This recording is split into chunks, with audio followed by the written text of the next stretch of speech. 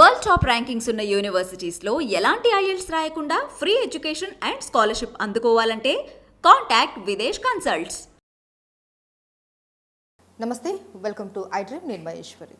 యుక్త వయసులో పిల్లలు అఫైర్లో ఉండటం, ఈ వార్త మనం ఈ మధ్యకాలంలో ఎక్కువగా చూస్తున్నాం. ఏంటి అంటే 8th class 9th class students కూడా వాళ్ళు ఎందుకు ఈ అఫైర్లో ఉంటున్నారు అన్న చర్చ కూడా చాలా సందర్భాలలో విన్నాం. ఎందుకు అలాంటి కోరికలు కలుగుతున్నాయి, పిల్లల్లో ఈ లోపాలు ఎందుకు, ఇది పేరెంట్ వల్ల వస్తుందా? సో ఈ వివరాలన్నీ మనం చాలా క్లియర్గా తెలుసుకుందాం. మనతో పాటు ఉన్నారు ప్రముఖ psychologist and sex counsellor doctor Kavita Toshniwal. వారితో మాట్లాడదాం. నమస్తే అండి. నమస్తే అండి. ఇంట్రోలో మనం చెప్పుకున్నాం కదా, ఈ యుక్త వయసులో పిల్లలు అఫైర్లో ఉండటం అన్నది ఈ మధ్య కొన్ని న్యూస్ పేపర్స్లో వార్తల్లో కూడా మనం చూసాం. ఏంటంటే 8th క్లాస్ 9th క్లాస్ పిల్లలు ప్రెగ్నెంట్ అవ్వడం అన్నది కూడా చాలా ఆశ్చర్యం కలిగించే విషయం. ఎందుకంటే ఇంతకు ముందు ఉండేది, అది కూడా ఏంటంటే ఒక ఏజ్ వచ్చిన తర్వాత 16-18 ఇయర్స్లో అప్పుడు లవ్ అన్నది ఓకే, కానీ ఇప్పుడు చూస్తుంటే పూర్తి భిన్నంగా ఉంది. 8th class 9th class 7th class అసలు వయసుతో సంబంధం లేకుండా ఏంటిది, ఎందుకు ఇలాంటి ఆశలు కలుగుతున్నాయి పిల్లల్లో? సో యాక్చువల్లీ ఇది చాలా బర్నింగ్ టాపిక్ అండి, సొసైటీలో నడుస్తుంది. సో ఎందుకు అనే క్వశ్చన్కి నేను ఆన్సర్ ఫస్ట్ ఏం చెప్తానంటే, first thing is because of hormones. Okay, వాళ్ళకి ఈ లవ్ అఫైర్ అనేది డోపమిన్ రిలీజ్ చేస్తుంది. ఆ డోపమిన్ రిలీజ్ చేస్తే they feel good, they feel happy, right? ఈ ఏజ్ ఇంతకుముందు ఏజ్లో కొంచెం డిలేడ్గా ఉండేది, ఇప్పుడు హార్మోనల్ అనేది చాలా ఎర్లీ ఏజెస్లో స్టార్ట్ అవుతుంది. So when they are having this ఈ హార్మోన్ రష్ వచ్చినప్పుడు వాళ్ళకి ఒక సపోర్ట్ కావాలి, వాళ్ళకి ఒక అఫైర్, ఒక లవింగ్గా, మాట్లాడింగ్గా, కేరింగ్గా ఉండేవాళ్ళు కావాలి అనిపిస్తుంది. అండ్ ఫస్ట్ రీజన్ హార్మోన్స్ అండి. సెకండ్ ఏంటంటే కొంచెం కరెక్షన్స్ పేరెంటింగ్లో అయితే కావాలి. ఎందుకంటే నా దగ్గరకు వచ్చే కేసెస్ మీరు ఇంకా 8th 9th అంటున్నారు, even 6th class 5th class పిల్లలు కూడా అఫైర్స్లో ఉంటున్నారు. గర్ల్ ఫ్రెండ్ బాయ్ ఫ్రెండ్, చాలా ఆలోచించదగ్గ విషయం ఇది. చాలా అండి. ఎందుకంటే 5th 6th అఫైర్లో అన్నీ స్టార్ట్ అవుతున్నారు. గర్ల్ ఫ్రెండ్ బాయ్ ఫ్రెండ్ అని, గర్ల్ ఫ్రెండ్ అని ఇట్లా ట్యాగ్స్ ఇచ్చుకుంటున్నారు. పోనీ అవి లాంగ్ లాస్టింగ్గా కాదు. 2 months 3 months మళ్ళీ బ్రేకప్స్, మళ్ళీ డిప్రెషన్, యాంగ్జైటీ, స్ట్రెస్, ఇవన్నీ మళ్ళీ దానిలో నుంచి బయటికి రావాలి.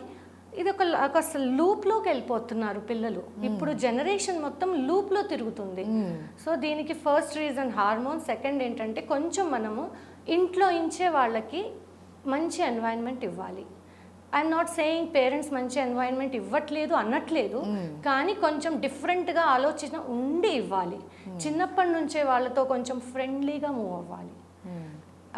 చిన్న చిన్న వర్డ్స్ ఉంటాయి, డియర్, బేబీ, ఈ వర్డ్స్ ఇంట్లోనే వాడండి. ఫిజికల్ టచ్ ఉంచండి పిల్లలతో. చిన్నప్పుడు ఏంటంటే బాగా ఎత్తుకొని ఫిజికల్ టచ్ ఉంటాం, అమ్మ బుజ్జి అనుకుంటూ బాగా ప్యాంపర్ చేస్తాం, రైట్?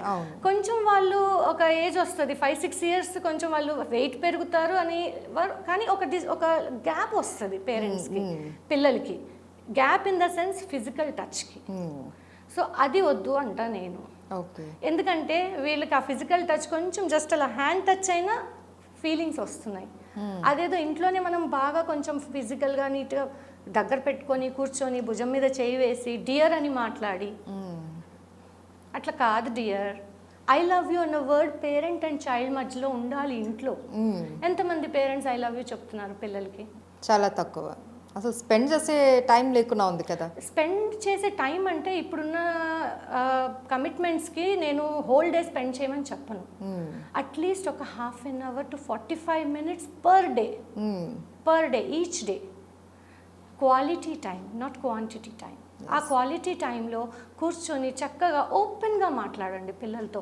చిన్నప్పటి నుంచే వాళ్ళకి గర్ల్ ఫ్రెండ్ బాయ్ ఫ్రెండ్ అని కాకపోయినా ఆ వర్డ్స్ యూజ్ చెయ్యాలా, చేయకపోయినా కూడా అందరూ మన ఫ్రెండ్స్, అలా సెపరేషన్ చెయ్యొద్దు. అండ్ ఇంకొకటి ఏంటంటే ఒక కాన్ఫిడెన్స్ బిల్డింగ్ కావాలండి పిల్లలకి పేరెంట్కి.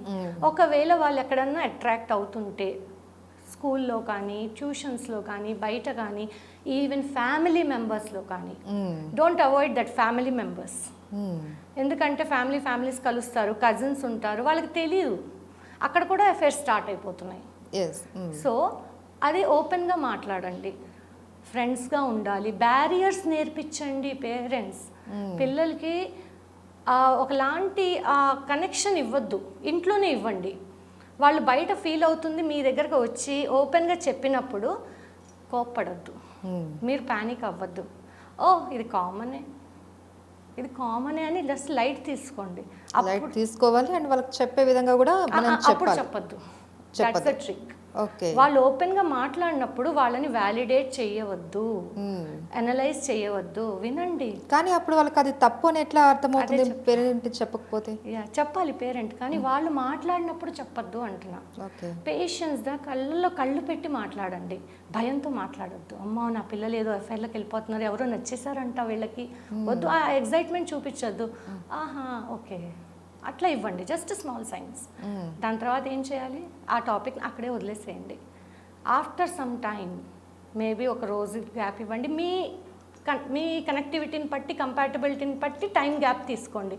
మళ్ళీ మాటల్లో ఓకే ఇట్లా అన్నావు కదా మొన్న, దానికి ఇట్లా కాదులే, ఇవన్నీ కామన్ ఈ ఏజ్లో. కానీ ఫస్ట్ మీరు ఏం చేయాలి, ఫ్రెండ్స్గా ఉండండి, కెరియర్ మీద డిస్కషన్స్ కెరియర్ మీద చేసుకోండి, చదువు మీద చేయండి, ఎక్స్ట్రా కరికులర్ మీద మాట్లాడుకోండి, తప్పేం లేదు, నీకు నచ్చటం తప్పులేదు. అండ్ హార్మోన్స్ గురించి ఎక్స్ప్లెయిన్ చేయండి మీ పిల్లలకి. దానికి ఫస్ట్ మీకు తెలియాలి అసలు హార్మోన్స్ ఏంటి అట్లా. సో బిట్ ఆఫ్ ఎడ్యుకేషన్ పేరెంట్స్కి కావాలి, ఇటు స్కూల్కి కూడా కావాలి. ఎందుకంటే కొన్ని స్కూల్స్లో only they are concentrating on education, studies. But మీరు అప్పుడప్పుడు వాళ్ళకి కౌన్సిలింగ్ ఇవ్వండి. ఇవన్నీ కామన్, సెపరేట్ చేయొద్దు, గర్ల్స్ బాయ్స్ని సెపరేట్ చేయొద్దు, దానివల్ల వేరే ప్రాబ్లమ్స్ వస్తున్నాయి. సో బెటర్ ఏంటంటే కొంచెం ఓపెన్నెస్ ఈజ్ ఇంపార్టెంట్. అయితే ఇప్పుడు కొంతమంది పిల్లలు ఓపెన్ అవుతారు వాళ్ళ పేరెంట్స్ దగ్గర, బట్ కొంతమంది ఓపెన్ అవ్వరు. సో పేరెంట్ ఎలా తెలుసుకోవాలి, ఓకే మా అబ్బాయి ఏదో ఆలోచనలో ఉన్నాడు, సమ్ ఏదో అఫైర్లో ఉన్నాడు, లేకంటే ఒక గర్ల్ ఫ్రెండో బాయ్ ఫ్రెండో ఉన్నారు అన్నది మనం ఎట్లా తెలుసుకోవాలి? అప్పుడు ఏం చేయాలంటే అదే చిన్నప్పటి నుంచి ఉంచాలి, చిన్నప్పటి నుంచి ఆ క్లోజ్నెస్ ఉంచాలి. అది ఓకే ఫామ్ అవ్వలేదు, అప్పుడు ఏం చేయాలి, స్టార్ట్ చేయండి క్లోజ్నెస్, స్టార్ట్ చేయండి. నెవర్ ద లేట్, ఎప్పుడు లేట్ కాదు. క్లోజ్నెస్ స్టార్ట్ చేయండి, ఒకలాగా మంచి అట్మాస్ఫియర్లోకి వెళ్ళండి. ఆటోమేటిక్గా పిల్లలే ఓపెన్ అవుతారండి, పిల్లలే ఓపెన్ అవుతారు. ఏ రోజైతే మీరు పిల్లలకి కాన్ఫిడెన్స్ ఇస్తారో, మా మమ్మీ డాడీ ఏమనరు, నేను ఏది చెప్పినా యాక్సెప్ట్ చేస్తారు, దట్ డే మీరు బ్యాటిల్ గెలిచినట్టేనండి.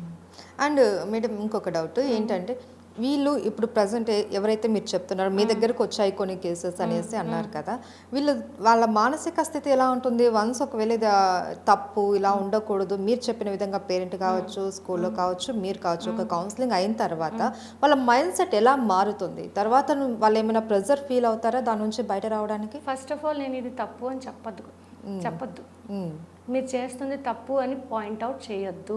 ఆ ఏజ్లో వాళ్ళకి తప్పు అనే వర్డ్ నచ్చదు, వాళ్ళే కరెక్ట్ అనుకునే ఏజ్ అది. అవును. కానీ మనం ఆ ఏజ్లో నుంచి బయటకు వచ్చేసాం కదా, సో మనకు తెలియాలి. తప్పు అని చెప్పొద్దు, నేను స్టార్టింగ్లో అదే చెప్పాను. తప్పు అని మనం వాళ్ళకి చెప్పకపోవచ్చు, బట్ కౌన్సిలింగ్ ఇచ్చిన తర్వాత వాళ్ళ పరిస్థితి ఎలా ఉంటుంది? కౌన్సిలింగ్ ఇచ్చిన తర్వాత చాలా చేంజ్ వస్తుందండి పిల్లల్లో. ఎందుకంటే మేము కౌన్సిలింగ్ ఇచ్చేటప్పుడు వాళ్ళకి చెప్తాము, fine girl friend boy friend కాదు, మీరు ఫ్రెండ్స్. ఓకే నీకు కొంచెం సాఫ్ట్ కార్నర్ ఎక్కువైంది అంతే, ఆ సాఫ్ట్ కార్నర్ని ఎట్లా వాడుకోవాలి అని కొన్ని టిప్స్ చెప్తాము.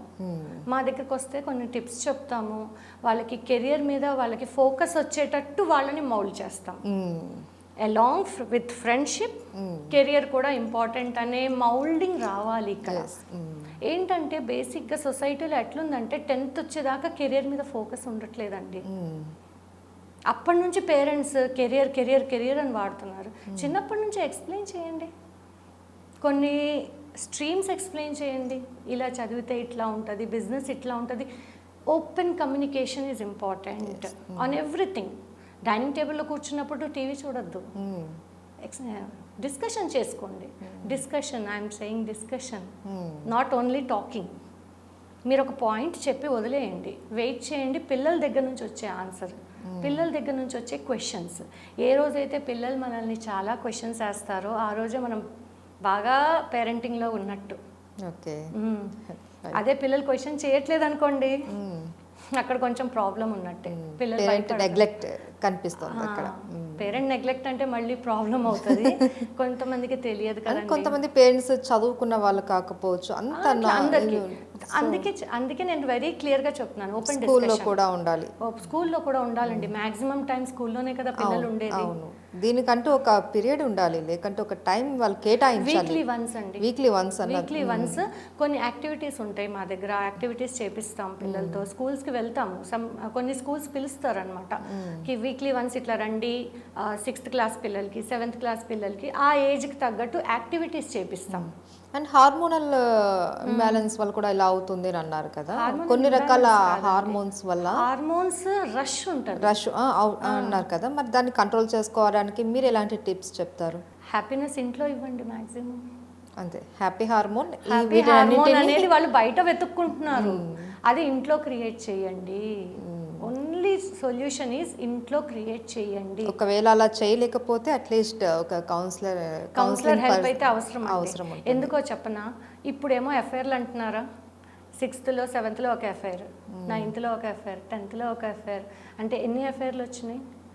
3-4 వచ్చేస్తాయి. 3-4 కాదండి, 3-4 చాలా మినిమం నంబర్ మీరు చెప్తుంది. ఓ, ఇంకా ఎక్కువ ఉంటాయి. ఇంటర్ ప్రొఫెషనల్ కోర్స్ వచ్చేసరికి ఒక్కొక్కరికి 7-8 ఎఫ్ఐఆర్స్ అయిపోతున్నాయి.